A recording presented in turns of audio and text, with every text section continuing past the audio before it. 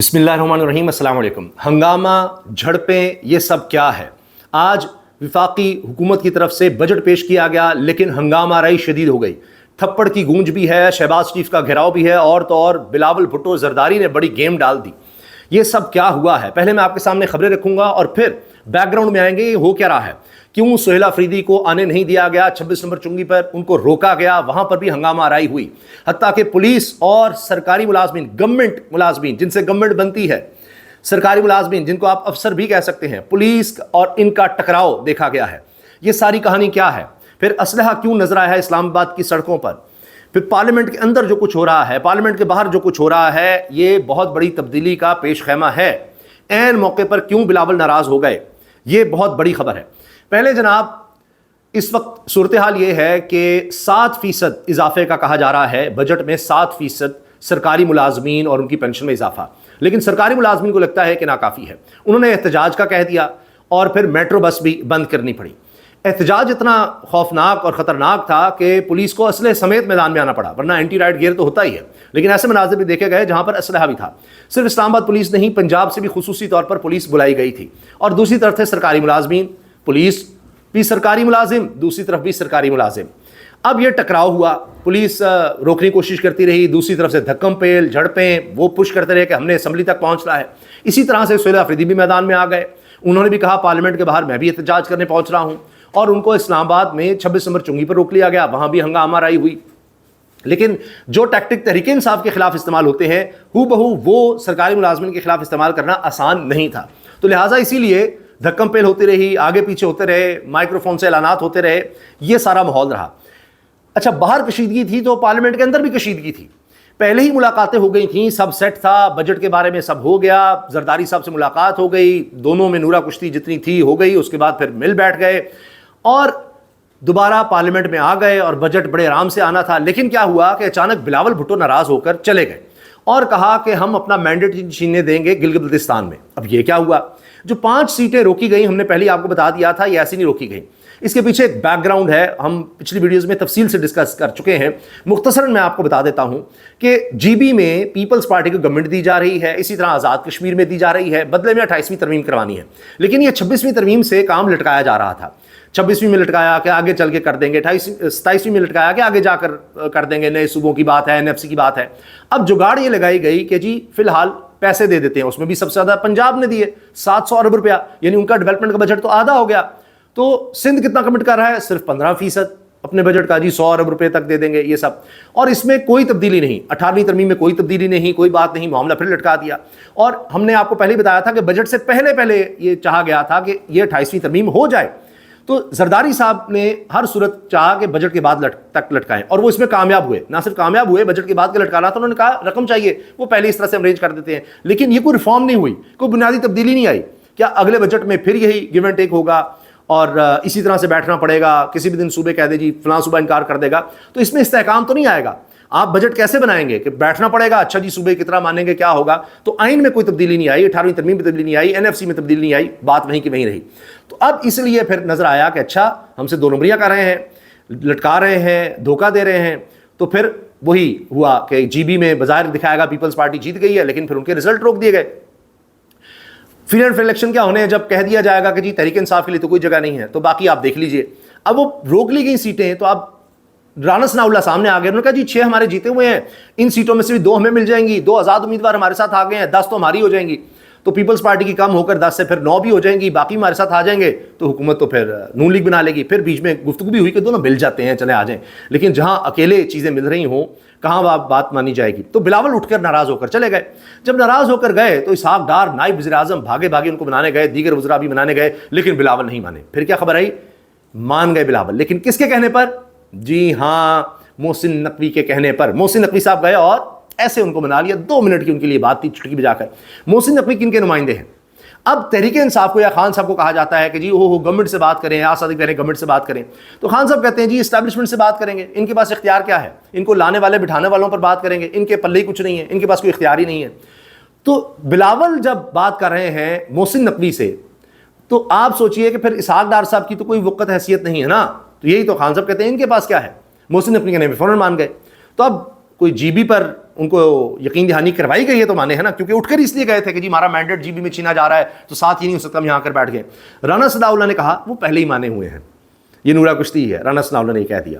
تو یہ سارا جناب بیک گراؤنڈ ہے جس پر بلاول ناراض ہو گئے، لیکن انہوں نے ایکسپوز کر دیا کہ اس حکومت کے پلے کچھ نہیں ہے، ہم نے بات کس سے کرنی ہے، سسٹم کس طرح سے چل رہا ہے، سارا نظام کس طرح چل رہا ہے، یہ سب ایکسپوز ہو گیا۔ جب چاہیں ان کو بلیک میل کریں، اسی لیے اپنے کہہ رہے ہیں شہباز شریف صاحب کو کہ ذلت اور رسوائی ہے، آپ استعفیٰ دے دیں، چھوڑ دیں، اس میں تو ہمارے پاس سوائے گالیوں کے کچھ نہیں پڑنا اس بجٹ کے بعد بھی، کیونکہ اس میں عوام کے لیے کوئی ریلیف نہیں ہے۔ آپ دیکھیے کہہ رہے ہیں جی ٹیکس کم کر دیا تنخواہ دار طبقے کے لیے، وہ کس کے لیے؟ جس کی ماہانہ تنخواہ 1,83,000 روپے بنتی ہے اس کے لیے کم، باقی نیچے جتنے ہیں ان کے لیے کچھ نہیں، کسی قسم کا کوئی ریلیف ہے ہی نہیں یہاں پر اس بجٹ میں، مہنگائی ہی مہنگائی ہے۔ اور اگر آپ 7% بڑھا بھی رہے ہیں تو سرکاری ملازمین کہہ رہے ہیں کہ اپنے لیے 600% بڑھایا ہے، 600%۔ اسپیکر نے، چیئرمین سینٹ نے اپنی تنخواہیں 600% تک بڑھائیں، تو ہمارے لیے صرف 7%، کہاں 600%، کہاں 7%۔ اور باقی پرائیویٹ کمپنیاں، پرائیویٹ ملازمین، زیادہ تعداد ان کی ہے، ان کا کیا ہوگا؟ ان کے لیے کچھ بھی نہیں ہے، ان کے لیے تو وہی ہے جی ایس ٹی بڑھاؤ، ٹیکسز مزید لو، پھر اب تقریباً 1700-1800 ارب روپے کی پیٹرولیم ڈیولپمنٹ لیوی لگانی ہے، پچھلے سال سے بھی سینکڑوں ارب روپیہ زیادہ۔ تو آپ سوچئے کہ کیا حال ہوگا، مہنگائی کہاں تک جائے گی، یہ اب ساری حقیقت ہے۔ تو بیک گراؤنڈ میں نے آپ کو بتا دیا۔ اچھا، اب جو خبر میں نے آپ سے پہلے عرض کی کہ سرکاری ملازمین وہ بھی احتجاج کر رہے ہیں، حالانکہ ان کو تو مل بھی گیا ریلیف اس طرح سے کہ چلیں 7% صحیح کم ہے لیکن ہے تو صحیح، باقی لوگوں کا کیا ہے؟ وہاں ہنگامہ آرائی الگ ہے، سہیل افریدی کے لحاظ سے ہنگامہ آرائی الگ ہے، یہ سب کچھ جناب چل رہا ہے۔ اور بیک گراؤنڈ میں نے آپ کو بتا دیا کہ ہر کوئی اپنا فائدہ دیکھ رہا ہے، عوام کا کسی کو کوئی خیال نہیں۔ تھپڑ کی گونج جو میں نے کہا تھا اس میں شاہد خٹک صاحب MNA ہیں تحریک انصاف کے، انہوں نے ایک نون لیگی رکن کو تھپڑ جڑ دیا، آگے بڑھ گئے اور گھیراؤ ہو گیا شہباز شریف صاحب کا۔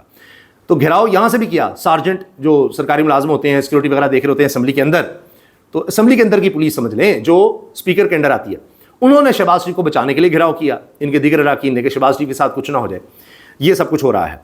اچھا، اب جناب ہمارے ملک میں 300 سے اوپر ہی پیٹرول رہے گا، دنیا میں نیچے آتا چلا جائے گا۔ اس کی وجہ یہ ہے کہ پیٹرولیم ڈیولپمنٹ لیوی ہی اتنی بڑھا دی گئی ہے۔ تو اب اس کے بعد کیا صورتحال رہے گی وہ سوچ لیجئے۔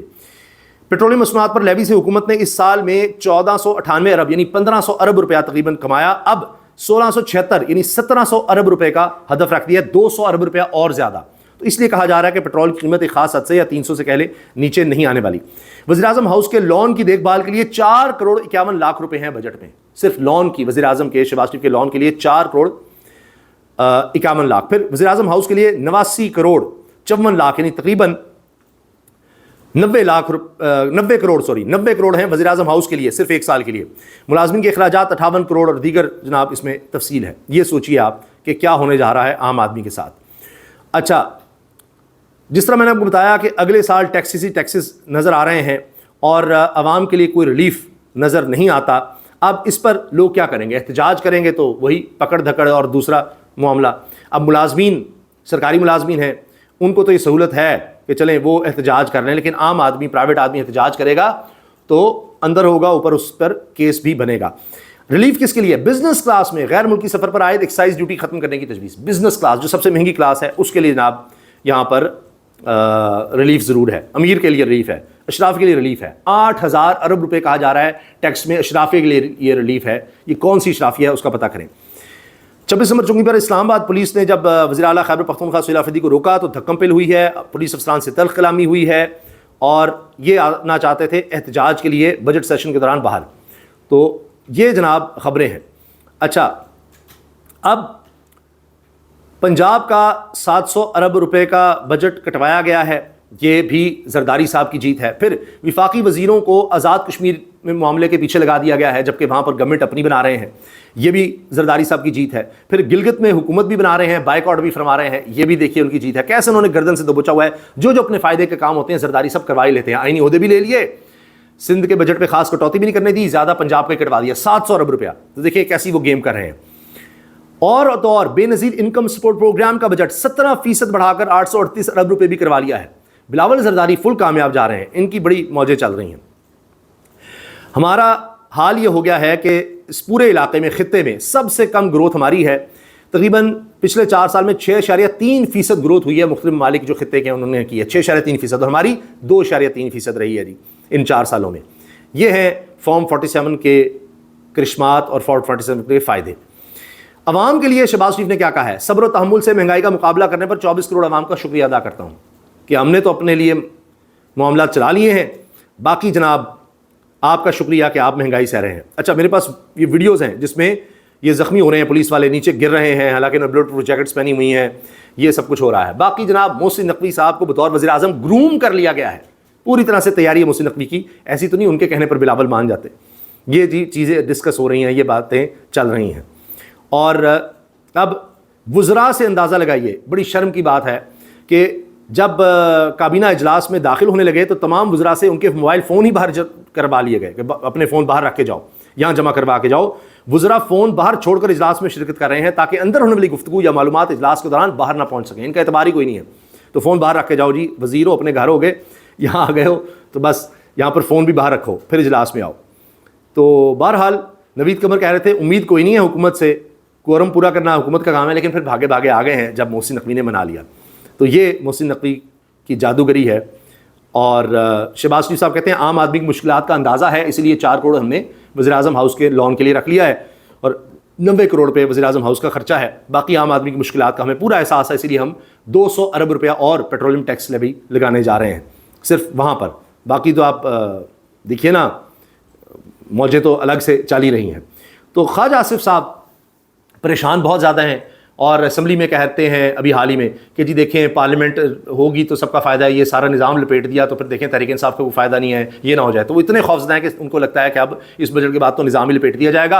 انہوں نے یہاں تک کہا ہے کہ جی تحریک انصاف احتجاج ضرور کرے، 10-15 منٹ کر لینا، زیادہ نہ کریں، تو بس اداروں کو کچھ نہ کہیں تاکہ نظام چلتا رہے، ہماری موجیں ہیں لگی رہیں، ورنہ نقصان سب کا ہو جائے گا. یعنی اصل تو اپنا وزارت جائے گی لیکن نقصان سب کا ہو جائے گا، آپ کے ہاتھ کیا آئے گا. تو کچھ خوف تو ہے.